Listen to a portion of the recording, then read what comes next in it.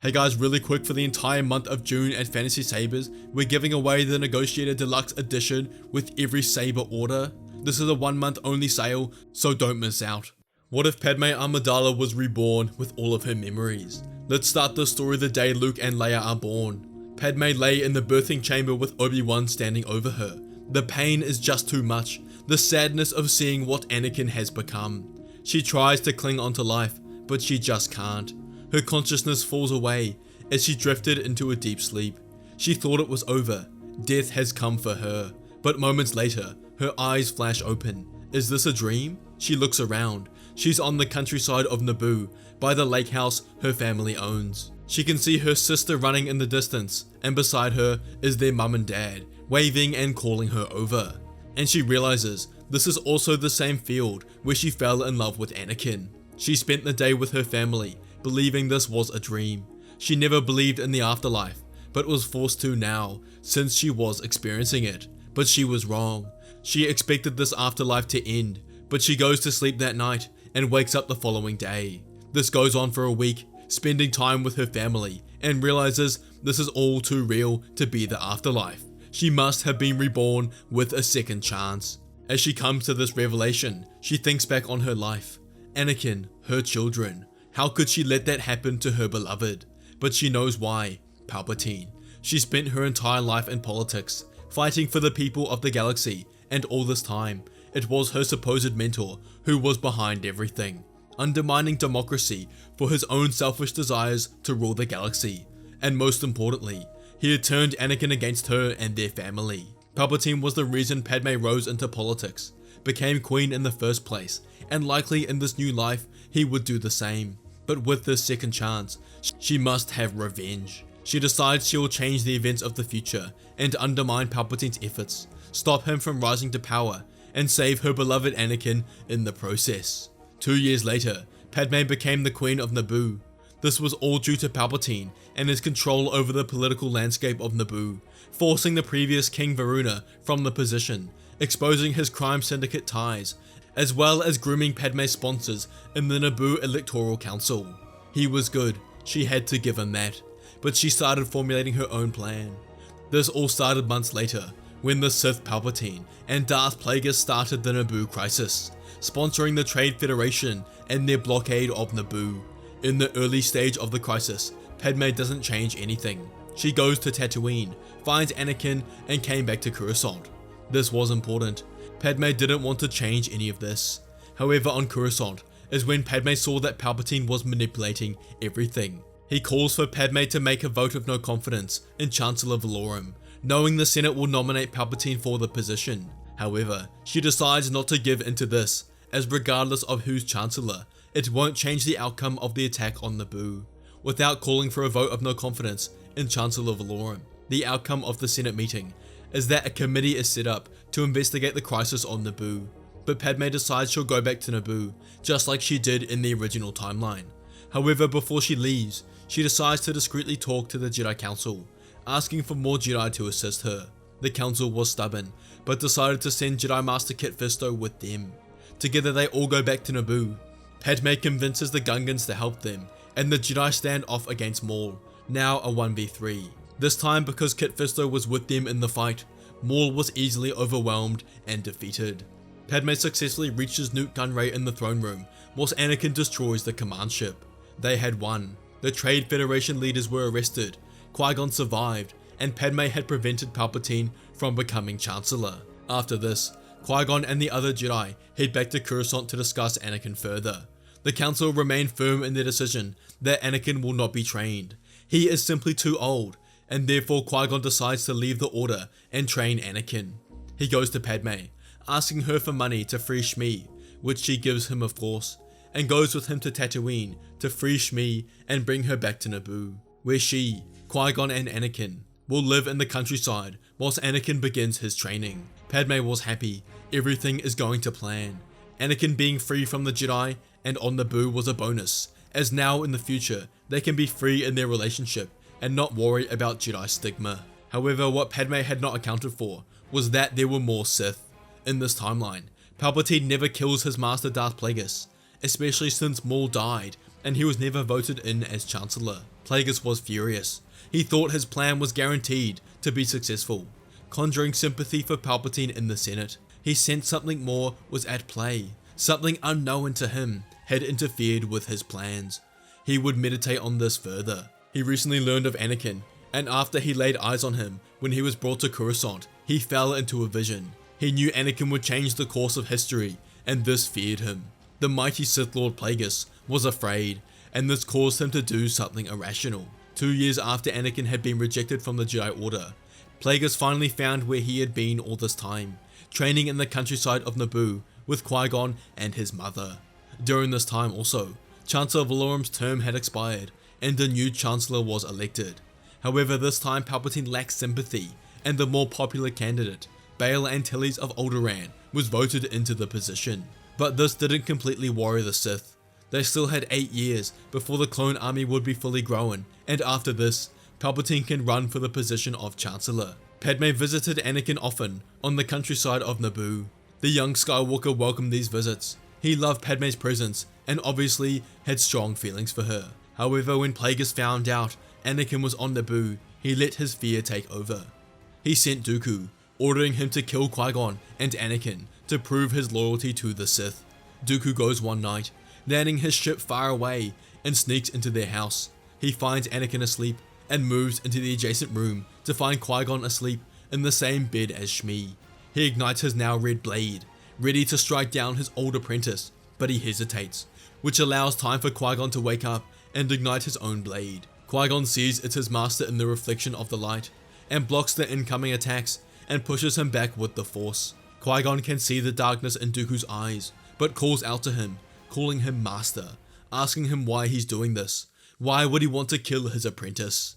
Anakin enters the room, igniting his own blue blade, and Qui-Gon asks Dooku to put down his weapon and talk about this. After the initial rush of adrenaline, Dooku analyzes the room and starts to question, why is he really doing this? This is Qui-Gon, essentially his son.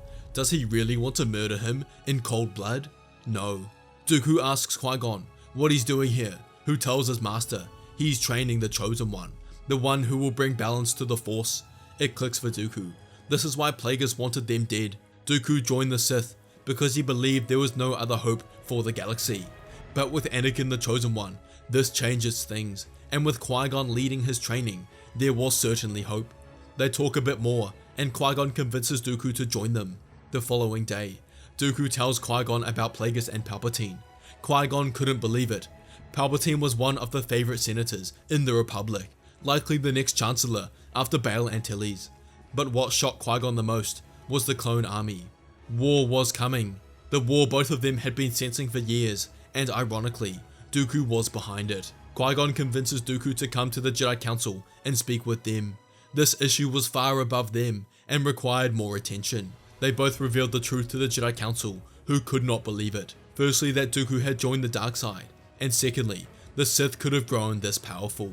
They acted fast. The Council was close with Chancellor Antilles. He listened to them, and through his office, pushed for new legislation to be passed that required every senator and staff of the Republic to undergo mandatory midichlorian count testing. This was passed easily and put into law. The following day, when Palpatine was required to do his test, he sat down ready. As blood was being drawn, leaving the vial, he ignited his lightsaber and attacked. He killed half the Jedi that were observing this, and successfully escaped. This was a massive story in the Republic. One of the most famous senators, exposed as a Sith Lord. He escaped and regrouped with Plagueis and told him everything, who was furious. After this, Dooku decided to stay permanently on Naboo with Anakin, but they moved to a more secluded location. The Sith have to recoup, and Chancellor Antilles releases information galaxy-wide about Palpatine and Hago Damask, aka Plagueis, being Sith Lords. Obviously it wasn't illegal in the Republic, but it completely ruined their reputation. This was beneficial for Antilles because Palpatine was his greatest competitor. They started releasing more information on the Sith Wars in the past, and how if they ever want to stop that ever again, they must reject the Sith religion. Palpatine and Plagueis go into hiding. They were furious that their plans were foiled so easily. They were certain Dooku wouldn't betray them. They must have their revenge. They meditate in the dark side, letting its energy consume them. They feel a pull in the dark side, so faint but alive. They decide to follow it, traveling in their ship, and let the Force guide them. They come out of hyperspace, deep into the unknown regions, and into wild space. They arrive at the planet Kesh, and felt the dark side was powerful there. They landed, and what they stumbled upon amazed them. There were tens of thousands of inhabitants here, a large portion of which were Force sensitive. There were even real Sith species here, thought to be extinct. Plagueis tells Palpatine, this must be the lost tribe of the Sith, descendants of the Naga Sadow Sith Empire. Plagueis and Palpatine were far more powerful than the Sith on this planet and easily conquered them, taking control for themselves, promising the Sith power, an entire galaxy to rule for themselves. The dark side had guided them here, and finally Plagueis and Palpatine had their backup plan. They would stay here for the next 10 years, building up their forces until they're ready for a galactic assault. Meanwhile in the Republic, the Senate take over the construction of the clone army. However, with the removal of the inhibitor chip, the clones will be used as the Republic police and potential army if needed, and with the Sith still out there, this was easy to convince the Senate. But during this time, Dooku and Qui-Gon continued to train Anakin. His power grew fast, guided by two esteemed masters. He mastered many Force powers, and his skill with a lightsaber grew to be unmatched due to Dooku's tutelage. On his 18th birthday, he disarmed Dooku in a duel, and from there on out, Anakin would be the strongest duelist in the galaxy. Qui-Gon and Dooku were proud of what he had become. Anakin embodied the true nature of the Force, following the will of the Force without question. During this time, Anakin and Padme's relationship furthered. Padme could tell the difference in Anakin in this timeline. His personality had not changed, he was his usual self. However, there was no burden of his past, which continuously weighed down on him in the original timeline. They saw each other often, but just as friends. But Anakin's feelings for the angel he met on Tatooine only grew. When he was 20, he confessed his feelings, which of course Padme reciprocated, and they were married shortly after. Qui-Gon and Dooku supported this.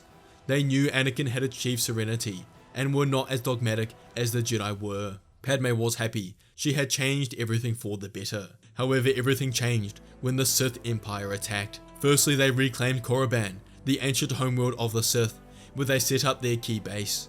They started taking over other worlds important to the Sith, Ziost, Tind, Malachor, Drome and Kass. The Republic got word of this, a new empire led by red-bladed wielding warriors. They, alongside the Jedi, knew what this was, Palpatine and Plagueis' revenge, and they declared war on the Sith. The Sith quickly conquered many worlds in the Outer Rim, taking control of the crime syndicates and families in order to spread their influence wide. Many worlds actually joined the Sith, seeing them as a better alternative to the Republic. The clone army geared up in full force, led by the Jedi generals, and the Jedi-Sith war had begun once again. The Sith had the first key victory, when peace talks were set up on Alderaan, whilst Palpatine attacked the Jedi Temple with an army of Sith. Together they defeated over 800 Jedi, while the Sith only lost 40, and they successfully escaped before backup arrived. Padme took up an important role in the war. In the previous timeline, Padme took a strong anti-war stance, but now she knew the real dangers of the Sith and spent her time convincing worlds to support the Republic in the fight. The Jedi reached out to Qui-Gon, Anakin and Dooku early on, and Dooku temporarily joins the Jedi Council as the link between the two groups. The Council knew the importance of the Chosen One after seeing the power Anakin was able to achieve at only 21. Together they joined the battle on many fronts, but specifically would look for Palpatine and Plagueis, knowing that dealing with them was the key to ending the war. The Jedi Council received intel that the Sith were moving a decent portion of their fleet around Rakata Prime. This didn't make sense to the Jedi. There was no strategical advantage in this plan, and Dooku was contacted shortly after, and it was decided he, Anakin and Qui-Gon would be sent due to a high chance Plagueis could be leading this himself. Together the three of them go alongside Obi-Wan Kenobi, as well as Padme and her political committee, to warn the local inhabitants of the planet and offer them support from the Republic. However, when they land, the locals had disappeared. No one was present on the planet. They feel the Force is strong here, as Anakin realizes it's calling to him from a specific place. The others can't feel it, and come to the conclusion it must be due to Anakin's higher power. They follow Anakin as he guides them to the Temple of the Ancients on Lehon, an ancient powerhouse for the Rakadan Empire. When they enter, they make their way to the center room As Anakin falls to his knees, he sees himself in a vision, but not from this universe. He sees visions of his children, of Padme, who he's forced choking, her death, him burning on Mustafar, as well as pain. He was surrounded by deep, deep pain. As the others crouch to help him, the wall in front of them collapses to reveal Plagueis and Palpatine, standing there with a smirk on their faces. Plagueis starts laughing, and Dooku knows he's in danger. Plagueis no longer requires his respirator. He must have healed his body, and he definitely looks younger than he did when he saw him last. His connection to the midichlorians must have grown stronger. Qui-Gon screams at Plagueis, asking what he's doing to Anakin, who tells them all that he's figured it out. Plagueis turns to Padme, proclaiming that everything that is happening is because of what she's done. She had defied the Force, she had been reborn, and used her memories to change the galaxy. Everyone turned towards Padme, confused, as Plagueis continued. He told them all ever since Naboo, he sensed something was off. Something was interfering with his near-perfect plans, something he couldn't see. And finally, after years of asking the Force for answers, it finally revealed the truth. But only after he was able to increase his own midichlorian count, and states that now, he's using the Oracle, ancient Force powers granted to him by the Temple of the Ancients, the remnant of the Ricardan Empire, to connect the two timelines, to flood Anakin's mind with memories of him becoming Darth Vader, to pull him to the dark side. Padme screams at Anakin to snap out of it, as Plagueis sends them all flying back with the Force. The Jedi ignite their blades, and the Sith do in response. Qui-Gon takes on Plagueis, whilst Dooku and Obi-Wan attack Palpatine. Padme rushes to Anakin's side, as he wriggles around in pain, seeing what he did as Vader, and the pain and hatred have started to take over him. He saw fire, Mustafar's ashes, and Padme's eyes wide with fear, as his hand clasped around her throat, her breath caught, her body falling. Then Luke and Leia, growing up, screaming as Vader cuts down innocent lives. His own reflection in Vader's mask starts to stare back at him with hollowed eyes. No, he whispered, I would never. The darkness surged inside of him, wrapping around his heart like chains. His fingers twitched towards his lightsaber, a deep crimson glow flickering at the edges of his vision. He almost went over the edge. Then Padme's voice broke through it, pleading Anakin to look at her, her hands on his face, screaming that this wasn't him. That future he sees is not real, not anymore, that they changed it together. Anakin's eyes glistened with tears, and Padme told him that he's kind, brave, and everything she had ever loved. She begged him to fight it and come back to her. For a heartbeat, nothing. And then his hand fell away from the saber. The red in his eyes had faded. The vision shattered, and he gasped. He was free, as if resurfacing from deep water, and the Force surged back into him. He looked up at the battle in front of him, Qui-Gon disarmed, and Plagueis preparing to bring his saber down on him. Anakin acted in a flash, casting Force Judgment at Plagueis, a yellow version of lightning that sent him flying back. He ignited his blue saber and engaged the Sith in a duel. They were on equal grounds. Plagueis matched Anakin blow for blow and started reaching out to the midichlorians in himself and Anakin. But Skywalker was stronger in the Force, casting up a barrier, preventing Plagueis from controlling his midichlorians. Qui-Gon joined, 2 against 1, helping to tip the edge of the fight. As Plagueis was defending Anakin's attack, Qui-Gon pierced the side of his torso. The Sith winced in pain, and Anakin took advantage of the momentary lapse in judgment, blasting a Force light at Plagueis, rendering him unconscious. He turned, seeing Palpatine fighting Dooku and Obi-Wan, and Anakin used Force status, concentrating his energy into the attack and enveloping Palpatine in a shimmering field of suspended time, immobilizing him temporarily without causing harm. Obi-Wan severs Palpatine's hand from his wrist, and Dooku renders him unconscious with the Force. They had done it. The Sith were taken back to the Jedi Temple in stasis, and they were cheered on as they walked through the temple foyer straight towards the deep prison in the basement. With Plagueis and Palpatine's defeat, over the following weeks, the war came to an end. A power struggle began within the Sith Empire, and many started to turn on each other and essentially defeated themselves from within. After the final battle concluded, Anakin and Padme met with Qui-Gon and Dooku on Naboo. They hadn't formally discussed what Plagueis had said on Rakata Prime, waiting until the war had concluded. Dooku started asking Padme for her version of events, and Padme responded, telling them about her previous life, Qui-Gon's death, Anakin trained as a Jedi, their secret relationship, but ultimately Palpatine turning Anakin against everyone up until her eventual death, in which she doesn't know what follows, but simply woke up with the second chance and decided to use this opportunity to save her husband. Silence encompassed the room as everyone processed what Padme said. It really was true. Qui-Gon proclaims that he believes the Force did this to give Anakin a second opportunity, and did this through allowing Padme, Anakin's soulmate, the chance to right the wrongs of his past. He looked at Anakin, telling him the actions of this alternate life doesn't define him. Qui-Gon failed to defend Anakin, which allowed Palpatine to swoop in and manipulate him. Dooku followed, stating it's best to forget about the previous timeline and move on forward with their lives, as to focus on the past is to ruin one's future.